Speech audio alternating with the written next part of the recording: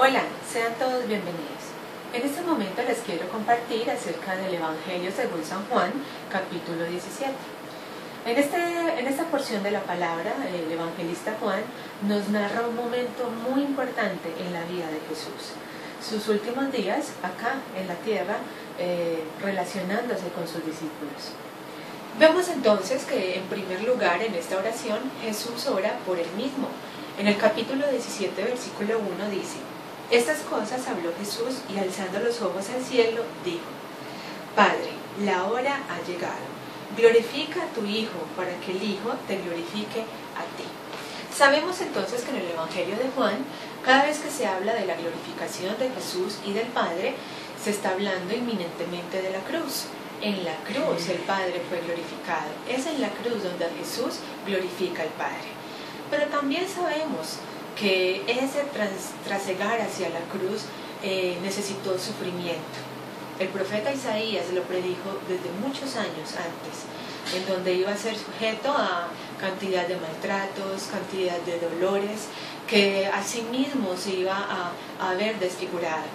Entonces el camino a la cruz significaba para Jesús sufrimiento.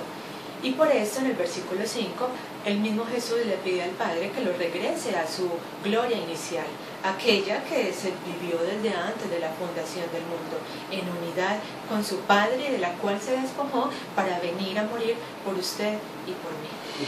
En este pasaje Jesús presenta en medio de su oración a sus discípulos, aquellos con los cuales había permanecido esos años de ministerio aquí en la tierra. Los presenta al Padre, pidiéndole la protección para ellos, porque sabía el mundo hostil en el cual ellos se quedaban. Y entonces Jesús empieza a hacer unas súplicas que yo quiero que nos adentremos en este momento a observar y conocer lo que Jesús suplicó por sus discípulos y ahora por nosotros, los que quedamos acá en la tierra haciendo esta bella labor de ganar almas para el reino de los cielos y sirviéndole para su obra. Veamos entonces la minuciosidad y la intensidad de Jesús haciendo esta oración por nosotros. Vamos entonces a adentrarnos en la primera súplica en el versículo 11. Jesús dice: Padre, ellos están en el mundo.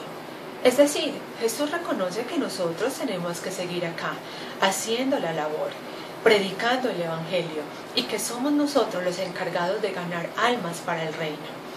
Aparte de esto, entonces pide por nuestra unidad. No solamente una unidad entre nosotros mismos, entre hermanos, sino unidad de nosotros con el Padre. Así como Jesús y el Padre eran uno, nosotros también tenemos que ser uno con nuestro Dios y con nuestros hermanos.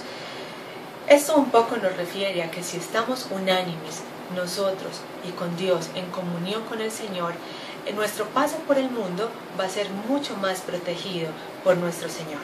En segundo lugar, Jesús declara: Padre, el mundo los aborreció. Eso lo vas a encontrar en el versículo 14. Jesús sabía a lo que nosotros, sus discípulos, nos íbamos a enfrentar al estar en este mundo, predicando su evangelio y llevando las buenas nuevas. Jesús había vivido él mismo la oposición del mundo en su contra y él sabía perfectamente lo que a nosotros nos esperaba, que continuaríamos recibiendo los gestos del rechazo del mundo, quizás en nuestras propias familias, quizás en nuestras profesiones, en el desempeño del mismo ministerio, íbamos a recibir oprobio y rechazo. En el versículo 16, Jesús declara diciendo: Padre, ellos no son del mundo. Jesús sabe cuál es nuestra naturaleza, que antes de tener esa tendencia humana, tenemos una naturaleza espiritual, que al estar en esa unidad con el Padre y con el Hijo, nosotros espiritualmente ya somos victoriosos y que en sí vamos a tener una diferencia en relación a las demás personas. Y él ahí estaba declarando nuestra naturaleza espiritual, esa coinonía, esa comunión que nosotros debemos de mantener al permanecer en él.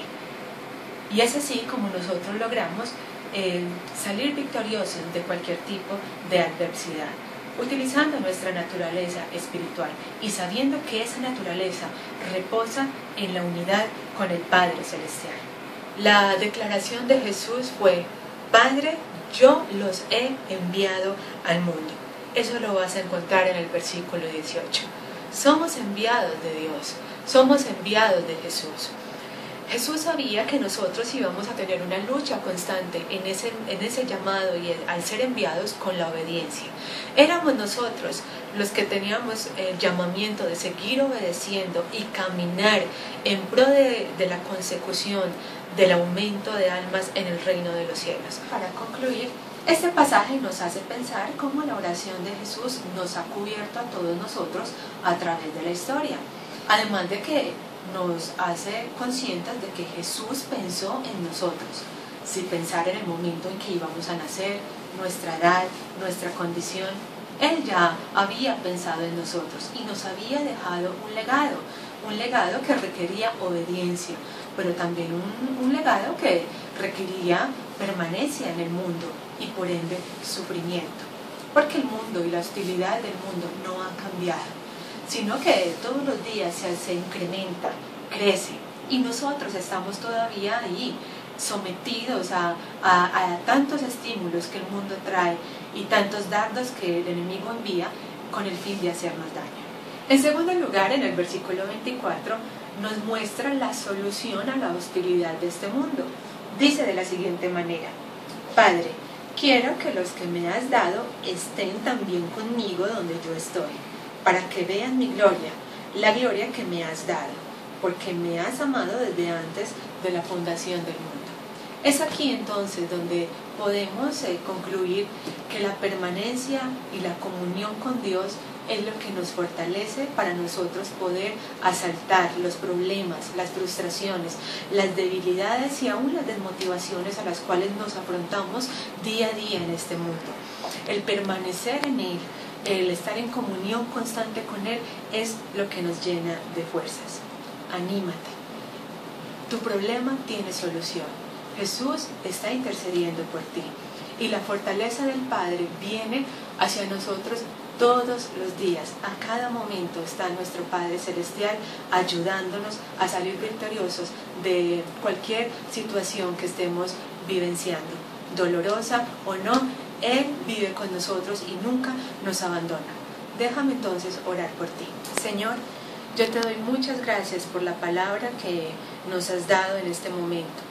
Yo te pido que todos los días, Padre amado, podamos permanecer en ti, buscar ese altar en donde la comunicación contigo se hace permanente y que seas tú el que nos llene de protección y sobre todo de amor para poder seguir atravesando el camino doloroso, frustrante y en donde sufrimos, pero que sea tu amor, Señor, el que nos motive a seguir adelante y que tú nos lleves de tu mano, Señor, así como llevaste a Jesús a su cruz y estuviste con Él, Señor amado, también creemos que tú estarás con nosotros.